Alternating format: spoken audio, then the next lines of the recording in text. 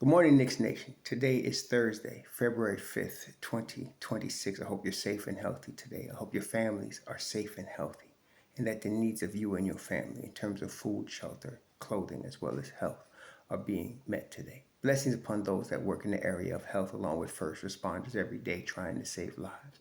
Those also that pick up garbage, keep streets and cities and towns clean, those that make deliveries for our convenience. Double blessings on the men and women that are here trying to help rescue, deliver, and recover the vulnerable victims of child molestation and pedophilia.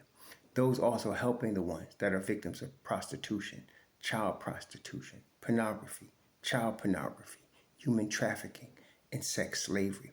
Double curses on the dirty perpetrators, the dirty profiteers, and the disgusting perverts that create the demands that cause these industries to exist. And finally, double blessings on the homeless. More than 700,000 men, women, children, families, and senior citizens homeless in the United States of America and millions around the world in similar or worse conditions. Blessings upon them, for theirs is the kingdom.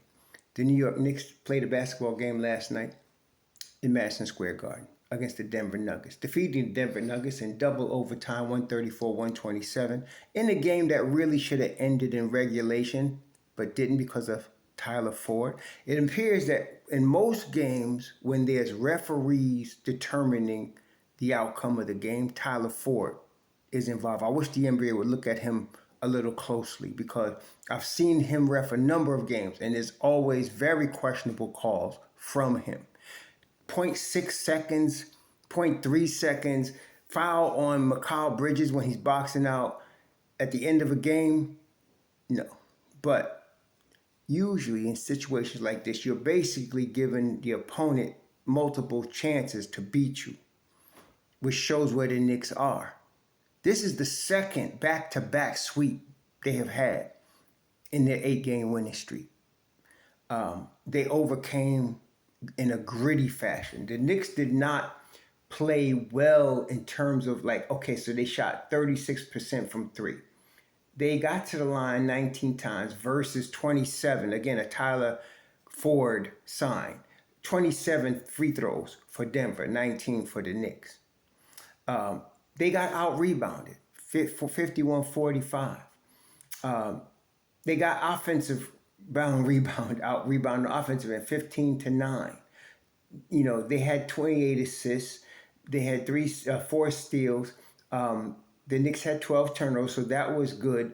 But points in the paint, 56-46. All of the numbers favored Denver.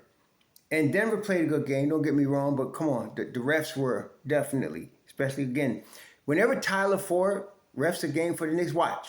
There's going to be some controversial calls. Okay, I've been watching this since a couple of years ago when I saw it start with in Orlando against the Orlando Magic here. But it seems like every time there's controversy, that boy is there. Okay, but anyway, the Knicks overcame him and them and beat the Nuggets. And the reason they did it, now, again, in the third quarter, it was like early to mid-third, Brunson came down, dribbled 21 seconds off the clock, then passed the ball, I think it was to OG, who had to rush a shot. Okay, the worst possession of the game.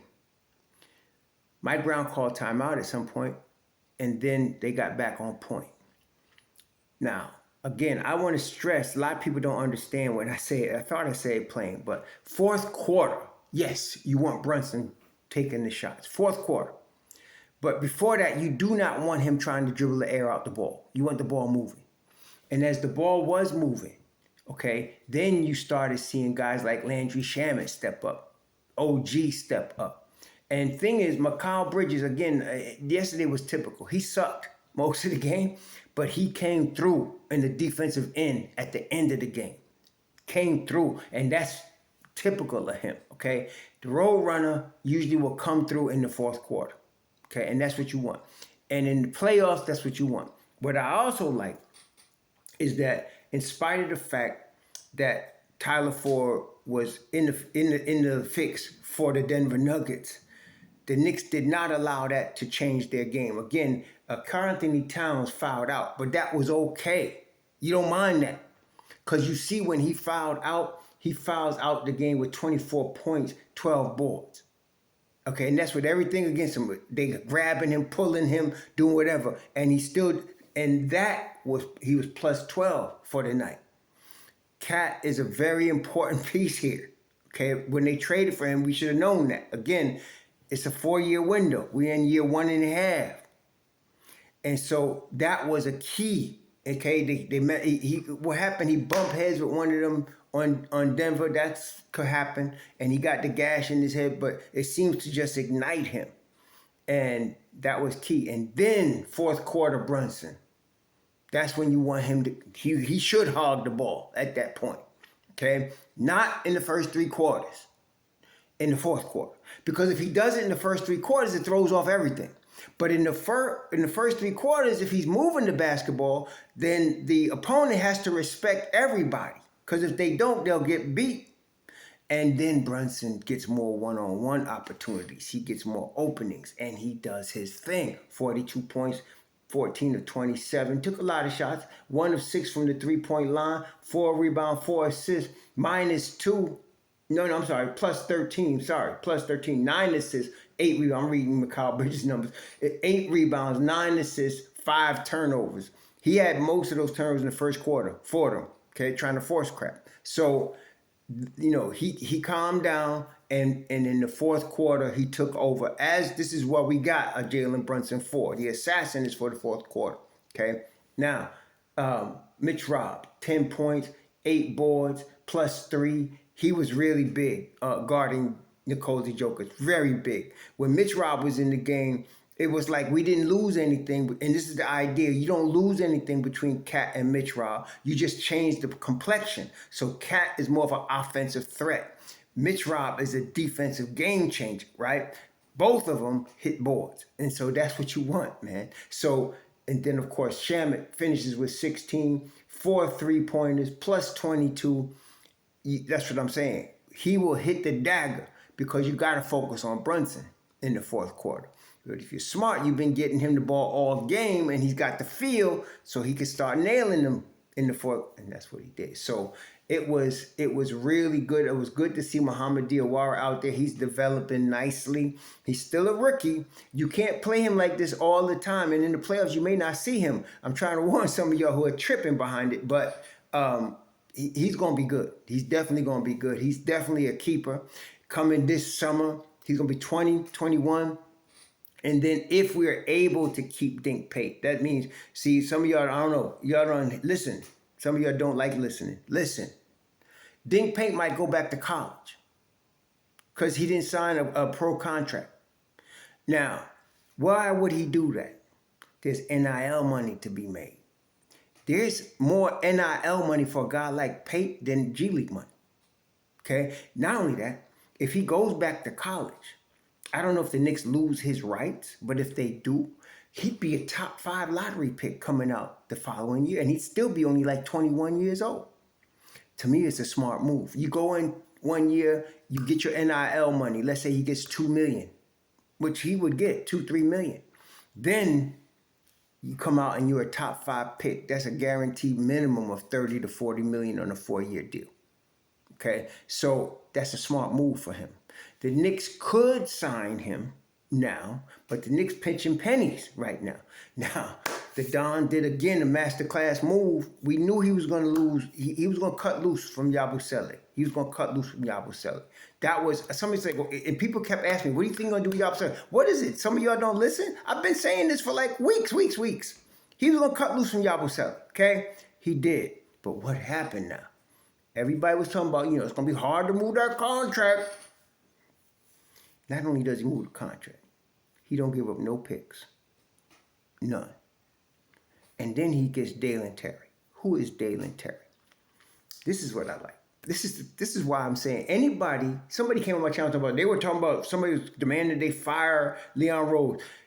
There's a lot, what y'all want to understand is I don't want to waste my time with deranged people.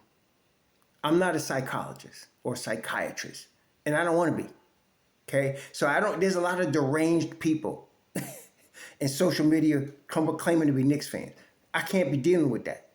I ain't got the energy for it. So, but who's Dalen Terry? Dalen Terry played with Benedict Mathurin at Arizona. Okay? Dalen Terry was the defensive stopper at Arizona. He was drafted for his defensive prowess. Okay? He's been developing slowly. I have to admit, I've not been really following him very closely, just loosely. But his 3-point shot, see, when you're a defensive stopper, you're not a guy that can put it on the floor at the pro level. I'm talking about in the league. You might do it in college, what I'm saying. In the league, you're not the guy to put it on the floor, create your own shot. You got to be like Shamet. Defensive stopper, knockdown shooter. That's that league role for you. He's shooting over 40% from three this year. He started off his career shooting like 25, 26%. Getting used to the speed of the game. But now he is. Now, I have not seen him again in a while. I've not watched a game with Dalen Terry in it. He was one of the guys I liked the year he came out. I liked him and Mathurin. I liked him in the second round as a defensive stopper. So I don't know if he is playing that level of defense in the league. I know he's a negative on the on-off, but he hasn't been getting consistent minutes. Chicago is heavy at the guard spot. Somebody was going to be the odd man out, and it was him. What I do like, though, is Dalen Terry is 6'6". Why is that important? If he is playing the level of defense I suspect he's going to play, right? If he is playing that level of defense, then he can guard 1, 2, 3, or 4. This satisfies our need for that ninth guy that can guard multiple positions. Not only that, since he is shooting 41% from three, he's going to get open looks playing with the Knicks as that ninth guy. So if you look at it like this, you got Terry, Shamet, okay? Two guys that can shoot and play terrific defense. Deuce, and of course, Mitchell Robinson. Now, we wanted a guy like Sadiq Bey that could guard fours and play the four, okay? That's not Terry, as far as I see. Like I said, I ain't seen him closely. I'd like to look at him some more, now when he's on the Knicks, but that's not Terry. And now that we've gotten rid of Yabusele's contract, I think that's what it was. The Don was trying to get a guy like a Bey or, a Sohan or, a Precious to play the role that he could play 4 or 5 if you need to, okay? But couldn't get that guy. I still don't get the Eve Missy infatuation. And I'm not saying, see, Ian Begley said it. I ain't heard the Don say it. I ain't heard Sham say it. But I don't get the infatuation with Eve Missy unless you're going to lose Hoop Porty. And I don't think Hoop Porty is all that bad that you need. You're talking about your third string center. Third string. Okay? So I don't know what the infatuation is with this guy. I don't get it. And you definitely don't need him and Alvarado unless you plan on Dalen Terry's expiring deal. I wouldn't do nothing. Keep Terry. Okay? Go into the offseason, you lose that money. Now you could pay Shamet. You could pay Deuce. Okay? That opens up money for you. So I would just not do anything right now. Let's see what the Knicks do at the deadline today, but I don't see the need for Alvarado. I don't see the need for Missy. I don't understand it. Unless you're going to lose Tyler Kolek. You're going to lose Hoop Porty. I don't want to do that, but let's see. I would think that was not a good move, but this is the Don's team, so he know what he doing, okay? But yeah, you don't need that. And witness last night. No Deuce, right? No Deuce, no Josh Hart. You got your starting 5. Now, I was surprised. And I was actually a little disappointed that he started Clarkson. Why? That was the first game this whole year he started Clarkson. Okay? Are you going to trade Clarkson? Is that what it was? Because I didn't get it. Clarkson is good. I'm not saying I don't understand why he was getting DMP CDs, but he was. So all of a sudden, I expected fully that Shamet would start. But all of a sudden, fool comes up with Jordan Clarkson. That's the inconsistency that bothers me a little bit about Brown. If it was Tibbs, you don't know it'd been Shamet. Okay, but it's not Tibbs. It's Brown. So Brown wants to pull a rabbit out of his behind. So now we got Clarkson. I don't understand it. Clarkson played good. I mean, he was -4, but he did all right. He did all right last night. He's first 4th Street did his thing. But I don't understand. They showcased him for a trade. I don't know. Because you got till 3 o'clock today. You could still get, because Clarkson's $3.5 million. So you could still get a Bay if you wanted to. Or a Misi if you wanted to. You could still do that. Because you package Clarkson with Daddy say. All right, so now that's $6 million. You need a little more actually, because the Knicks cannot take back more than they send out. So if you send out Daddy, let's say you sent out Daddy, maybe McCullough, or I don't think they want to do that either. But if they did, it'd be Daddy, McCullough, and Clarkson, and you getting back a Sadiq, because Sadiq is $6 million. So you're getting back a Sadiq $6 million. You're sending out probably 7 or 8, and that works for the Knicks. You want to make it close because teams ain't gonna let you get over, but it's close in the money. So maybe that's why. I don't understand. I was like, why is he starting Clarkson? Again, I'm not saying it because I don't like Clarkson. Some of y'all are not gonna get what I'm saying right now, but some of y'all are smart enough to. It's because he wasn't playing him before. And it's now we in game. What game was last night? Was game 51. All of a sudden, game 51, you starting to do that. You was giving DMPCDs. It don't make no sense unless you're trying to trade him. So you might not see Clarkson after 3 o'clock. You might not see Daddy after 3 o'clock. Okay, Daddy and Clarkson together, like I said, it's about 6.4. If you was to get Bay, he's 6.1. Okay, so that works. You got to bring back less than you send out. So that does work by about 300 G's. The Don does slice it like that between him and Brock Aller. We'll see. But other than that, the Knicks roll 8 straight. Okay, now the next 2 games, big games. So we got Detroit on Friday. Now, the biggest test for the Knicks against the Pistons is physicality. That was what kept Detroit in the series last year, and that is what keeps Detroit the top of the East this year. Yes, Cade Cunningham is a superstar. I've been telling y'all from when he came out of Oklahoma State, he's going to be that dude. Well, guess what? He's that dude. But it's the physicality that Detroit shows. They are a modern version of the Bad Boys, of Lil Lambier, and they're a modern version of that. They're very physical, and this is good for the Knicks because you got to be physical yourself, okay? And what I've been liking is the Knicks have been physical. Even, like I said, Towns fouled out last night. That's no problem. Be physical. Go down swinging. You know what I'm saying? Like I said, Malcolm X said, go out like a man. In basketball terms, that means go down swinging. If you're going to go down. Don't let them bully you, punk you, right? So I'm glad they play in Detroit because I don't know who's going to win the game. I can't predict the winner. Detroit's coming off a back-to-back. They're playing tonight against the Wizards, okay? The Wizards, okay? But still playing. They're playing against the Wizards tonight in Detroit. Then they got to play tomorrow night against the Knicks in Detroit. The Knicks got a day off today. Hopefully, Hart ankle, like I said, I wasn't expecting him to play because I saw him limping into the locker room against the Wizards. I mean, he looked like he was in pain. That ankle was hurting him. So I don't know. He might miss this game also. He might need more than a couple of days to get that right. Now, Sunday, you got Boston. In Boston. That's another physical team. That's the thing that's keeping Boston tight.